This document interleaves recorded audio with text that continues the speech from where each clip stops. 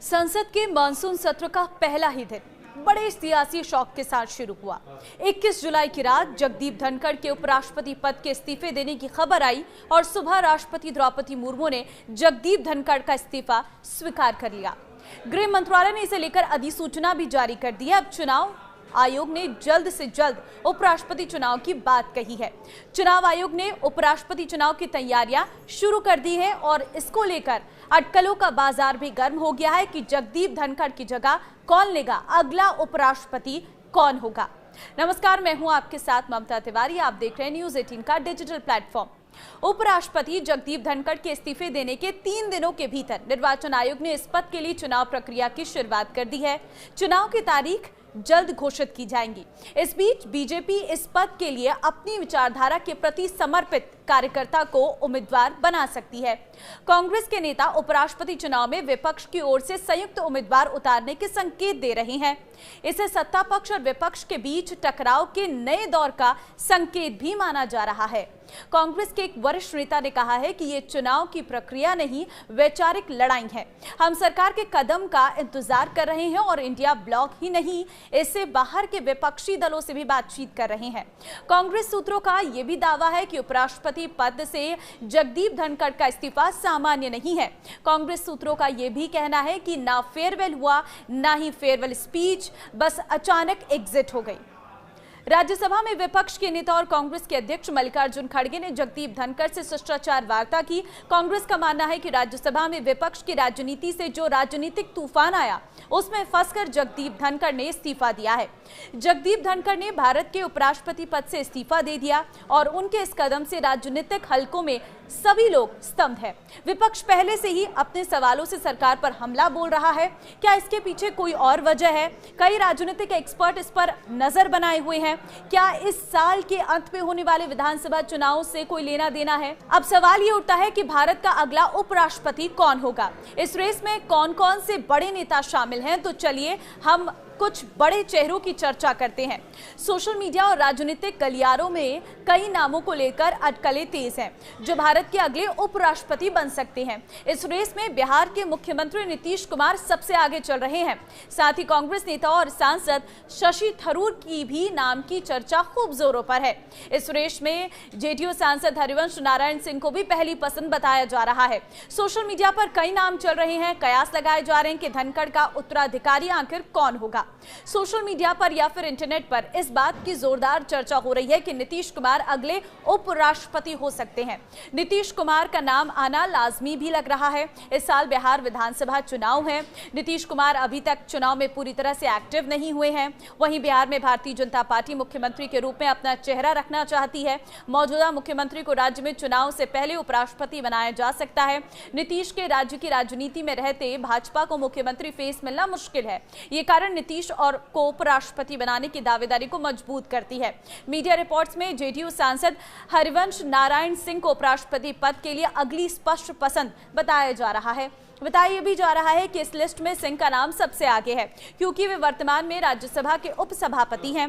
संविधान के नियमों के अनुसार सिंह आज से धनखड़ की अनुपस्थिति में नए उपराष्ट्रपति के निर्वाचित होने तक राज्यसभा के सभापति यानी कि उपाध्यक्ष का कार्यभार संभालेंगे। सोशल मीडिया पर लोगों का कहना है कि सिंह के नीतीश कुमार और प्रधानमंत्री नरेंद्र मोदी दोनों के साथ संबंध बहुत शानदार है और इसलिए कई लोगों का ये मानना है कि एनडीए उन्हें उपराष्ट्रपति पद का उम्मीदवार बना सकता है।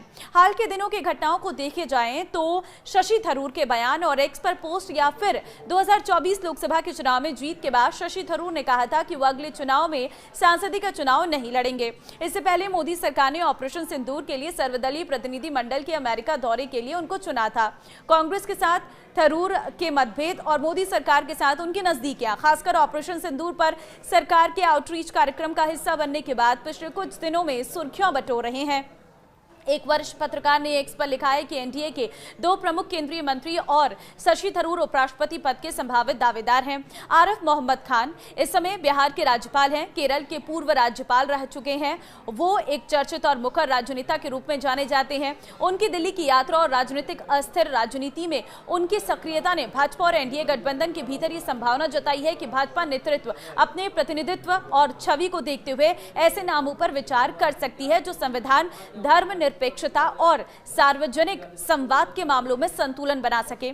तो आरिफ मोहम्मद खान की छवि एक लिबरल मुस्लिम की रही है, जिन्होंने इतिहास में शाहबानो मामले में कांग्रेस से दूरी बनाई और मुस्लिम महिलाओं के अधिकारों की आवाज उठाई है।